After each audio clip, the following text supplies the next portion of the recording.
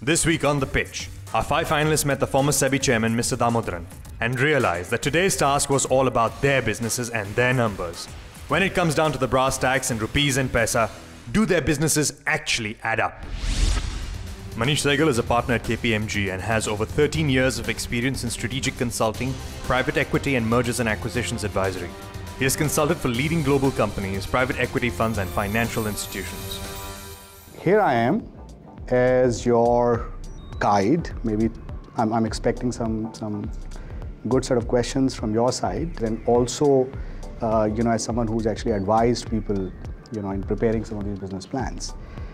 I think all of you are winners in some sense. I must tell you that all of you have great ideas, and I think you in some way symbolize the budding entrepreneurial spirit of this country. So that's great. But what's important is that only one idea is going to win. Okay, and it is one of you sitting here, as simple as that.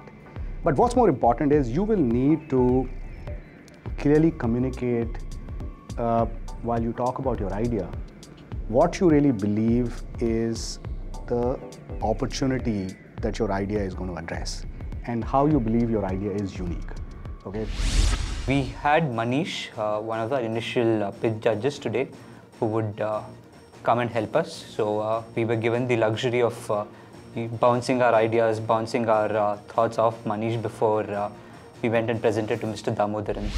How do I communicate, how do I convince that, this is my view? One thing is in the brief time, like the pitch, I will have 10-12 minutes, because for example, what if, like one of the variables is the number of people who will use internet in next 3 years with the advent of 3G and all. What if that assumption doesn't hold true? So what I'm trying to say is, and second thing is the exit options. What does the VC normally look for? Basically, will I get 3 years to at least undisturbed where I can work and get the market, or will I be under a constant check every 2 months, status, something like that?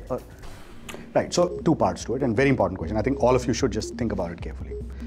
When you look at your financial analysis of your idea, right, and maybe you have some sketchy model around it. Finally, there are handful of key assumptions that drive finally an IRR or return on investment that you will get, over a certain stipulated period of time. Okay, you have to be sharp, saying, look, I have a model. Maybe I can show you later on. But look, my project, it has 3 or 4 critical assumptions which underpins the whole business plan, right? A, B, C. All right. If I get this even 80% right, okay, my project is going to deliver this kind of top line, this kind of EBITDA margin, and over a 3 to 5 year period, this kind of ROI or IRR. Okay, and ideally, I mean, look, when you are selling a business, you are creating great value, right, for yourself and for your investor. You say, look, I mean, honestly, I don't believe you guys should look at an exit in 3 years. Well, you will make a lot of money if you stay with me. But in the event, if you want to exit in 5 years, well, I do believe this is something which I can definitely deliver. Look, this is my view, right? Exit is important because investors are in the business of generating return on their investment, so that they can go and find some more budding entrepreneurs like yourself and invest in them. So you do need to kind of show them a path through which they can, at least a certain return profile, through which they can exit at a certain stipulated period of time. But then, as I always say, what's more important is how your business is going to scale up and what are those underlying assumptions. He's like a guy who knows his business. Whatever I asked him, I had 2-3 doubts and he able to answer them. What do you think would be the level of depth an investor looks for the first time? Because like you said, the critical components also are the size of the opportunity and ability to execute. So when I have a limited amount of time and I want to only deliver what is, let's say, the most emphatic, what is the level of depth I'm looking at when I'm talking about financials? So as I said, you have 5 points which I gave you, right, that you must address in your pitch. Why you believe this is a great idea? How do you believe you can ride against competition? What is defensible about your idea? Point number 2. Third, your execution capabilities, your confidence in your execution capability or the people who will work with you as a part of the team. 4th, financials. 5th, risk. So if I have 10 minutes with me, I would spend maybe 3 minutes on point number 1, okay? Maybe a minute to 2 minutes on point number 2, 2 minutes on point number 3, 4 minutes, okay, on point number 4, and 1 minute on point number 5. He gave some very good inputs. I found his inputs very good because it helped me structure the whole presentation very quickly. So I found it a very healthy experience for myself talking to Mr. Manish. As an investor, how much is it important to you to understand the execution strategy behind that and the operational strategy? There's, because of course putting kind of revenue projections and costs in a vacuum doesn't necessarily mean anything unless you believe in the actual path to get there. I said, look, all these 5 points are important for me, very clearly. Execution capability is extremely important. And while in a 10-minute time frame you can only talk about certain things, I think it's in my view, you will need to give comfort to investors very clearly that you have either directly or through an extended team ability to execute that project. What's, in your experience, what's your typical for a startup to turn from cash negative to cash positive? What would you rate as a good benchmark? I would say more than getting worried about cash, please be worried about your own interest and motivation. How do I give them a sort of valuation if I need a seed capital of say 30 lakhs as of today?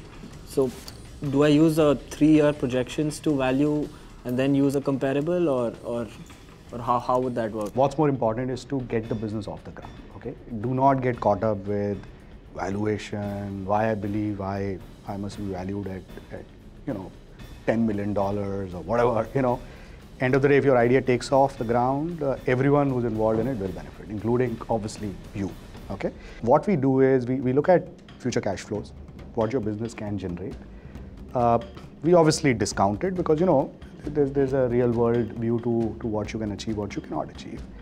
And based on discounting, and we apply a certain discounting rate, which somewhere is a function of, the riskiness of this whole project. And typically, as you'll appreciate, all startup businesses typically are treated in a higher risk category, okay?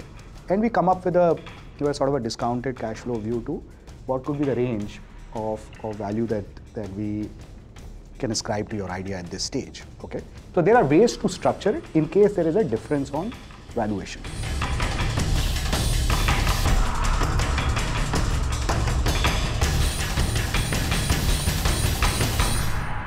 Okay guys, so maybe from my side as your guide, let me wish you all the best. Thank you so much. Thank you.